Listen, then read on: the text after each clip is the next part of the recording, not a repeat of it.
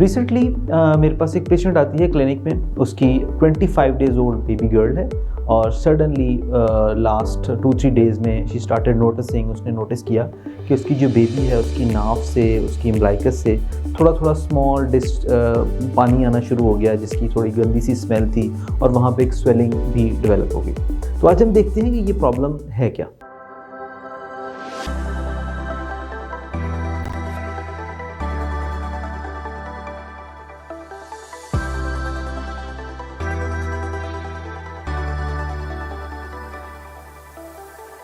अस्सलाम वालेकुम, मेरा नाम डॉक्टर वजीर रहमान है और मैं पीडियाट्रिक सर्जन हूँ, बच्चों का सर्जन हूँ।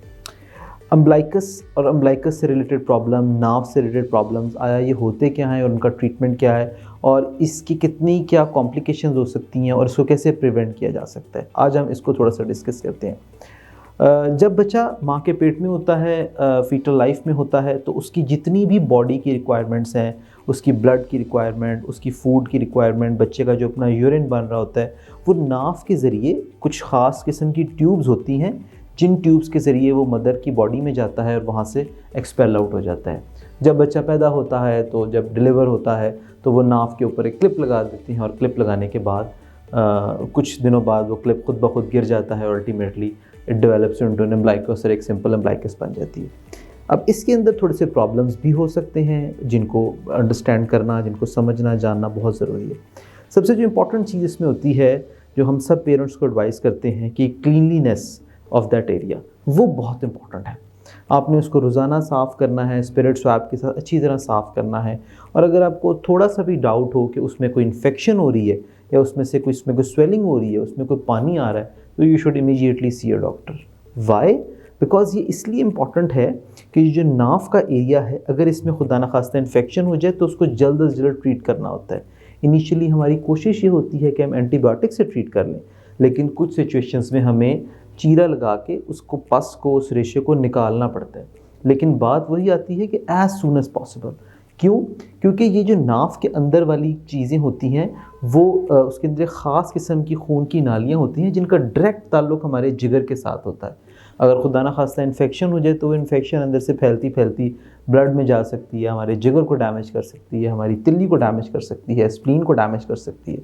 तो वो बड़ा इंपॉर्टेंट है। तो इसलिए इस चीज़ को ईजी ना लें, इस चीज़ को इग्नोर ना करें। अगर खुदा न खास्ता बच्चे की नाव में स्वेलिंग हो रही है, पानी आ रहा है, तो ये एक सिंपल इन्फेक्शन भी हो सकती है।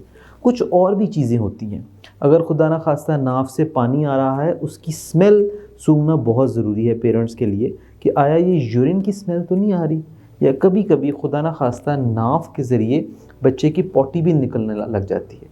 उसमें होता ये है कि नाव का नीचे मसाने के साथ या छोटी आंत के साथ एक कनेक्शन बन जाता है, एक एबनॉर्मल कनेक्शन होता है, और वहाँ से फिर मोशन आने लग जाता है, वहाँ से फिर यूरिन आने लग जाता है, जिसकी अपनी सर्जरीज़ हैं और जिसकी अपनी एक प्रॉपर ट्रीटमेंट है।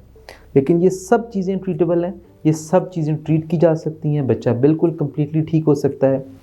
सिर्फ इम्पॉर्टेंट चीज़ ये है कि टाइमली इंटरवेंशन, कि उसको ज़्यादा इन्फेक्ट होने से पहले कर लिया जाए, उसका कनेक्शन ज़्यादा स्ट्रॉन्ग हो जाए, उससे पहले उसको इंटरवीन करके ख़त्म किया जा सके और बच्चा बिल्कुल ट्रीट हो सकता है। लिहाजा अगर आपके बच्चे को या आपके जानने वाले किसी बच्चे को इस तरह कोई प्रॉब्लम है, नाव से पानी आ रहा है, नाव में स्वेलिंग है, नाव से खुदा न खास्ता यूरिन या मोशन आ रहा है, तो जल्द से जल्द किसी डॉक्टर से, पीडियाट्रिक सर्जन से रब्ता करें और इस चीज़ को ट्रीट करवा लें। Thank you very much.